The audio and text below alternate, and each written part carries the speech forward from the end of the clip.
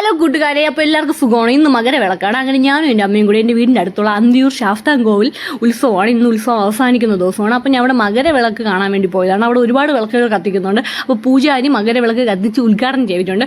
അതിനുശേഷം അവിടെയുള്ള എല്ലാവരും വിളക്കൊക്കെ കത്തിച്ച് നല്ല ഭംഗിയായിട്ടുണ്ട്. 500-ൽ പരം വിളക്കുകളുണ്ട് കേട്ടോ. അപ്പോൾ ഞാനും കുറച്ച് വിളക്കുകളൊക്കെ കത്തിച്ച് എന്നെ കൊണ്ടാവും വിധം.